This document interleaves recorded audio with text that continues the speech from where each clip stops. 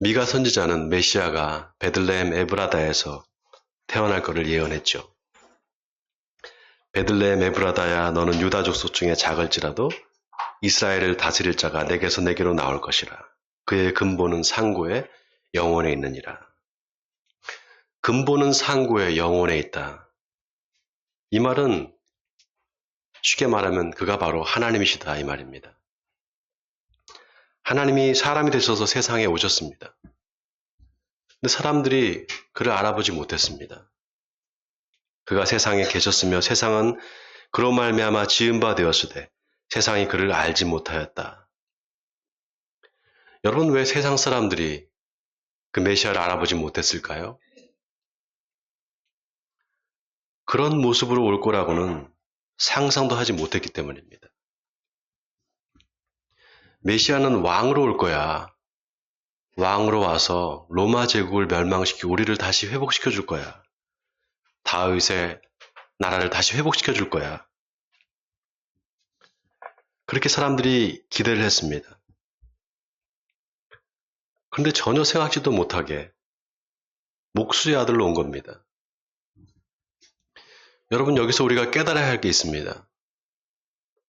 그거는 하나님의 일은 우리와 다른 방식으로, 우리의 뜻과 우리의 기대와 다른 방식으로 이루어진다는 겁니다.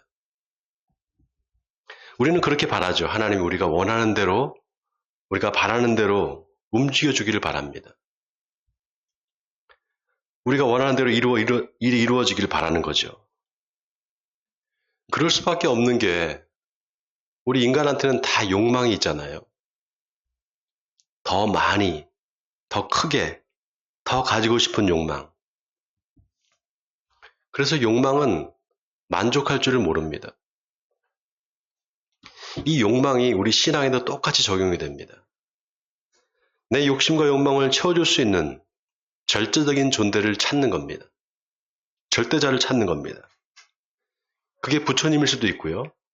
알라신일 수도 있고 심지어 하나님일 수도 있습니다. 여러분, 출애굽기 32장에 나오는 금송아지 사건을 아시죠? 이스라엘 백성들이 아론한테 와서 우리를 위하여 우리를 인도할 신을 만들어내라. 그렇게 말할 때 아론이 금송아지를 만들어 주잖아요. 우리가 그거를 우상이다 이렇게 말하죠. 왜 우상이라고 말할까요? 여러분, 우상이라고 할 때 그 우자가요, 어리석을 우자입니다. 왜 어리석을 우자를 썼을까요? 이스라엘 백성들이 그 금송아지를 만들 때 애초부터 하나님의 명령에 불순종할 목적으로 만들었을까요? 작정하고 금송아지를 만들었을까요? 아닙니다. 자기들 딴에는 그게 하나님이라고 생각한 겁니다. 그렇기 때문에 어리석은 겁니다. 장로교의 창시자 존 칼빈은 인간의 마음은 우상을 만들어내는 공장이라는 유명한 말을 했습니다. 이 말은 타락한 인간이 하나님을 대신할 대상을 계속해서 찾고 만든다는 겁니다. 그리고 그거를 섬긴다는 거예요. 마치 공장에서 물건을 찍어내듯이 하나님의 대체품을 만들어낸다는 겁니다. 그래서 구약의 역사가 다 그겁니다, 여러분. 인간은 우상을 만들고 하나님은 그 우상을 파괴하십니다. 오늘 설교 제목이 우상을 파괴하시는 하나님이에요. 오늘 설교를 통해서 여러분의 마음에 있는 우상들이 파괴되기를 바랍니다. 자, 오늘 미가 선지자가 뭐라고 말하는가? 10절에 여호와께서 이르시되 그날에 이르러는 내가 내 군마를 내 가운데서 멸절하며 내 병거를 부수며 내 땅의 성읍들을 멸하며 내 모든 견고한 성을 무너뜨릴 거다 이렇게 말합니다. 자, 여기 내가 내 군마를 내 가운데서 멸절하고 내 병거를 부술 거다. 이 말이 누가 누구의 군마를 부술 거라는 말일까요? 누가 누구의 군마와 병거를 부순다는 말일까요? 여러분, 이게 하나님이 이스라엘을 침략한 침략자들, 아수르나 바벨론의 군대를 쳐부수겠다는 말이 아닙니다. 이스라엘 백성들이 믿고 있는 군마와 병거를 부수겠다는 겁니다. 즉 하나님을 의지하지 않고 군사력을 의지하고 인간의 힘을 의지해서 살아보겠다는 그 생각을 다 부수겠다는 이 말입니다. 여호수아서에 보면은 이스라엘 백성들이 여리고성을 함락하는 장면이 나옵니다. 어떻게 함락을 합니까? 이스라엘 백성들이 아무 말 하지 않고 매일 하루에 한 번씩 엿새 동안 여리고성을 돕니다. 아무 말도 하지 않고 침묵하면서 한 바퀴씩 돌아요. 그리고 일곱째 날은 7바퀴를 돌렸고 제사장들이 나팔을 붑니다. 그때 모든 백성들이 함성을 질러요. 그러자 성벽이 한순간에 무너져 버립니다. 여러분, 고고학자들에 의하면 이 여리고 성벽의 두께가요 5m였다고 합니다.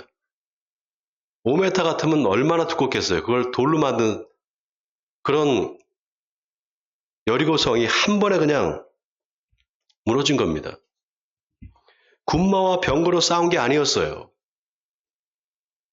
그래서 오늘 본문 11절에 내 땅의 성읍들을 멸하며 내 모든 견고한 성을 무너뜨릴 것이다. 이 말은 힘이 아니라 믿음으로 여리고성이 무너진 것처럼 메시아가 와서 너희 그 불순종의 마음을 무너뜨릴 거다 이 말입니다. 자, 다 같이 그 다음 12절과 13절 우리 같이 한번 읽어보겠습니다. 12절과 13절입니다. 시작. 내가 또 복수를 내 손에서 끊으리니 내게 다시는 점쟁이가 없게 될 것이며 내가 새긴 주상과 우상을 너희 가운데서 멸절하리니 내가 내 손으로 만든 것을 다시는 섬기지 아니하리라. 여러분, 여기 복수를 내 손에서 끊겠다. 복수라는 말이 무슨 말일까요? 점치는 기술을 복수라고 합니다. 여러분, 점쟁이한테 점 보러 가보셨어요? 혹시 가보신 분 손 들어보세요. 손 들으시는 분이 계시네. 옛날에, 그죠? 네. 점쟁이한테 가면 점쟁이가 제일 먼저 뭘 물어보죠? 사주를 물어보잖아요. 태어날 연월시를 물어요. 그 다음에는 관상을 봅니다. 또 손금도 봐요. 이게 다 복술입니다. 이게 다 복술이에요. 옛날에 저희 할머니가 자주 점을 보러 다니셨어요. 저희 집안에 아무도 믿는 사람이 없었습니다. 대대로 그냥 샤머니즘을 믿는 사람들이었어요. 저희 할머니가 자주 점을 보러 가셨는데 하루는 제 손을 잡고 장이동에 있는 점쟁이한테 갔어요. 그 점쟁이가 저를 보고는 제 사주를 물어보고는 40살이 되기 전에 재벌이 될 거래요.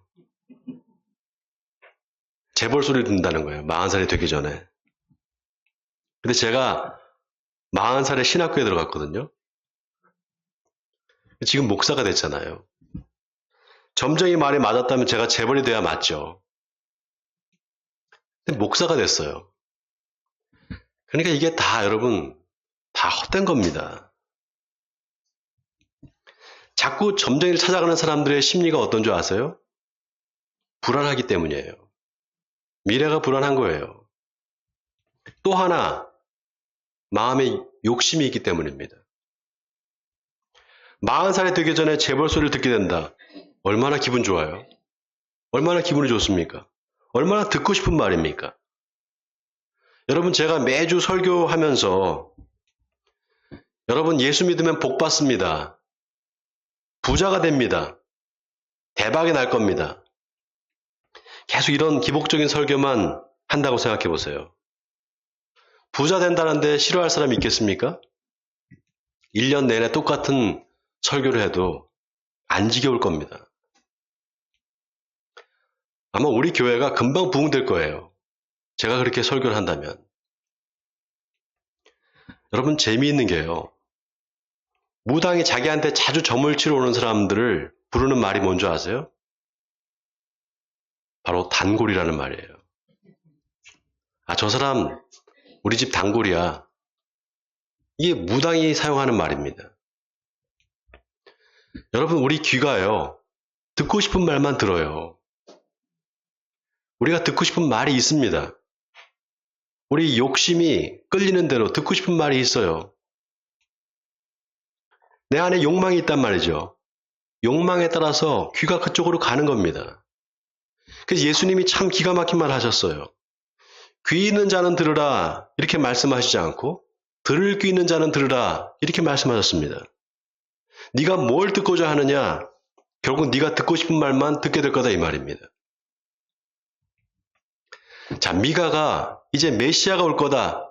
메시아가 와서 세상에 복수를 다 끌어버릴 거다. 그 다음에 뭐라고 하는가? 네게 다시는 점쟁이가 없게 될 것이며 네가 새긴 우상과 주상을 너희 가운데서 멸절하리니 네가 내 손으로 만든 것을 다시는 섬기지 아니하리라 이렇게 말했습니다. 여러분 여기 네가 새긴 우상과 주상을 너희 가운데서 멸절할 거다. 이 말이 의미심장합니다. 우상은 조각한 형상, 조각한 형상을 말합니다. 주상은 세워놓은 형상을 말해요. 자, 그런데 보세요. 누가 다른 사람이 새긴 게 아니에요. 네가 새겼다는 겁니다. 네가 마음에 새긴 그 우상과 주상을 너희 가운데서 멸절하리라 이렇게 말합니다. 여러분 이상하지 않습니까?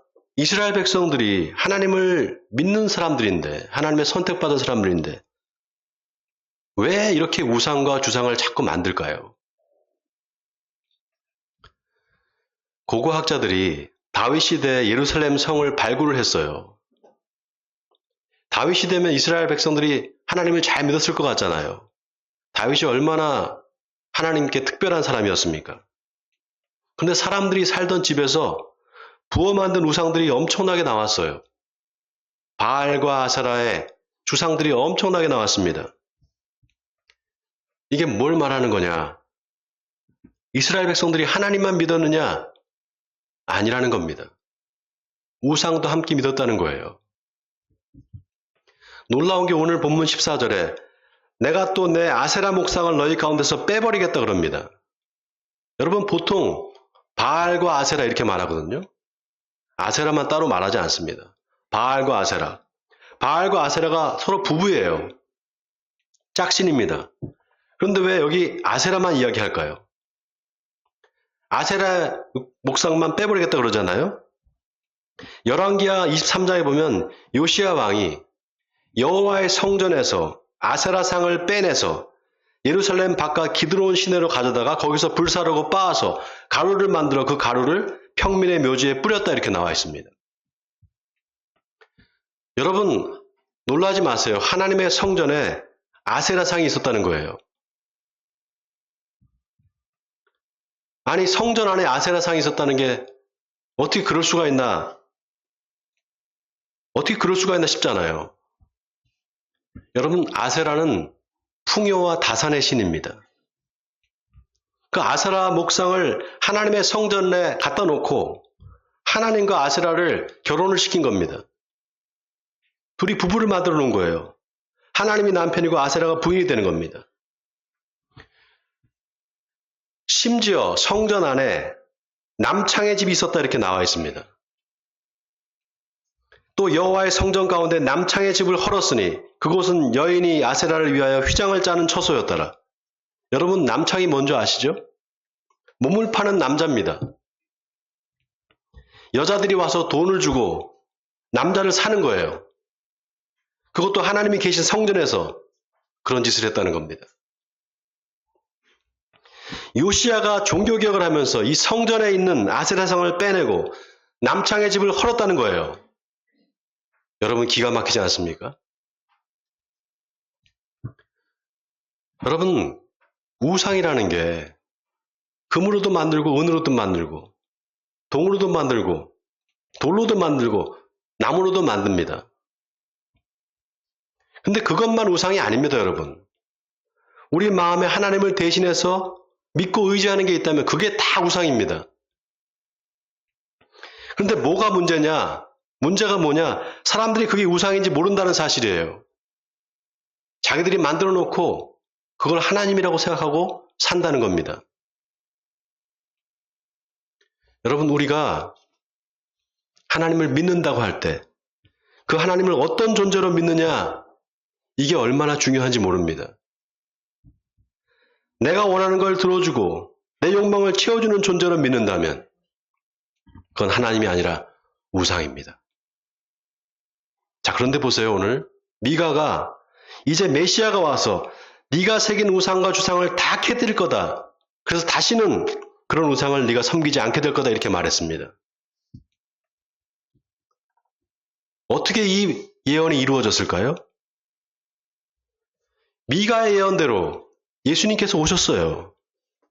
메시아가 왔어요. 그럼 하나님이 메시아를 보내서 내가 새긴 우상과 주상을 다 깨뜨리고 다시는 섬기지 않게 하리라 하셨는데 그 말씀이 이루어져야 되잖아요. 어떻게 이루어졌죠? 메시아가 올 거다. 메시아가 와서 우리를 구원해 줄 거다. 사람들이 기대하는 거가 있었습니다. 그 기대는 메시아가 힘으로 군사력으로 로마 제국을 무찌르고 예루살렘 성전과 예루살렘에 있는 모든 백성들과 이스라엘을 해방시키는 거였습니다. 예수님이 가나의 혼인잔치에서 물로 포도주를 만들고 물고기 2마리와 보리떡 5개로 5,000명을 먹이는 기적을 일으키니까 사람들이 잠깐 저 사람이 우리 욕망과 기대를 들을 수 있는 사람이구나, 저 사람이 메시아겠구나 생각을 했습니다. 근데 나중에 그게 아니라는 걸 알았어요. 그러니까 갑자기 한순간에 십자가에 못 박아 죽이라고 했습니다. 기대가 실망으로, 실망이 저주로 바뀐 겁니다. 여러분, 예수님이 제자들과 마지막 식사를 할 때 그 식사하기 전에 제자들의 발을 씻겨주잖아요. 발을 씻겨주면서 내가 너희의 주가 돼서 너희 발을 씻겨준 것처럼 너희도 서로 발을 씻겨주라, 이렇게 말씀하십니다. 여러분, 예수님을 판 가룟 유다가 그 모습을 보고 어떻게 생각했을까요? 뭐 서로 발을 씻어주라고? 저게 무슨 메시아야?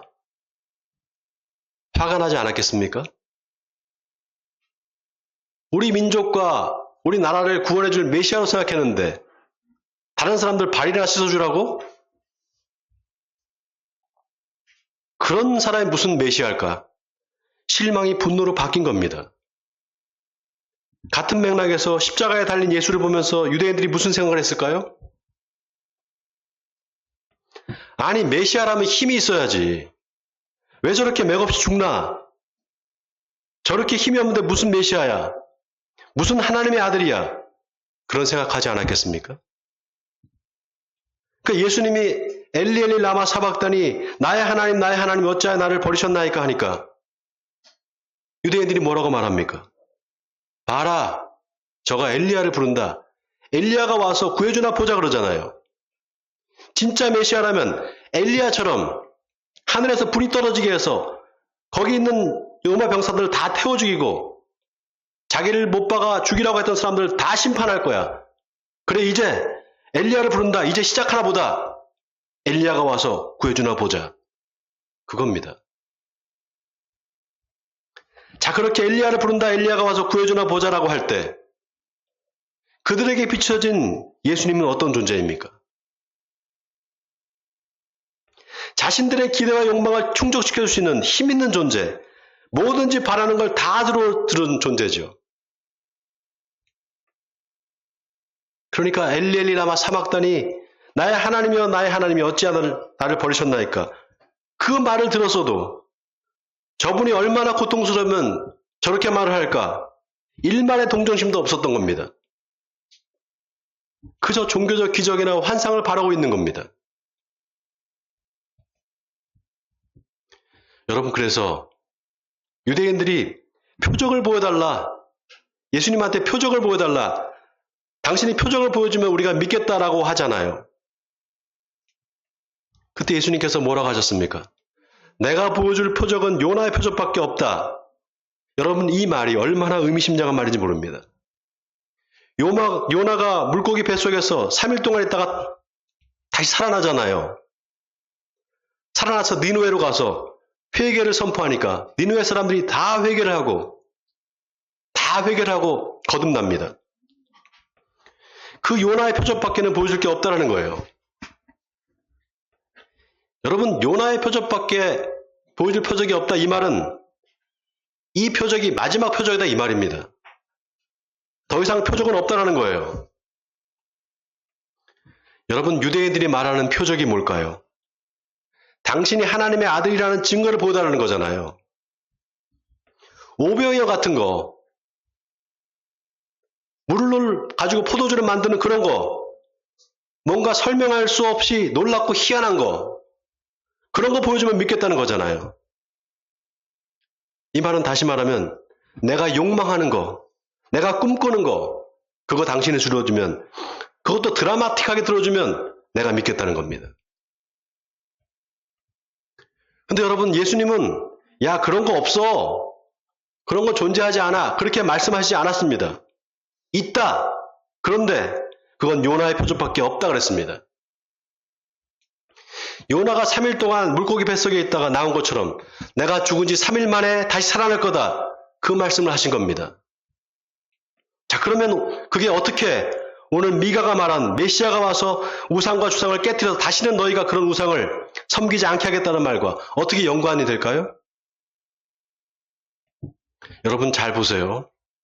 엘리 엘리 라마 사박다니, 봐라, 저가 엘리야를 부른다, 엘리야가 와서 도와주나 보자라고 할 때 그렇게 말하는 사람들의 심리가 뭡니까?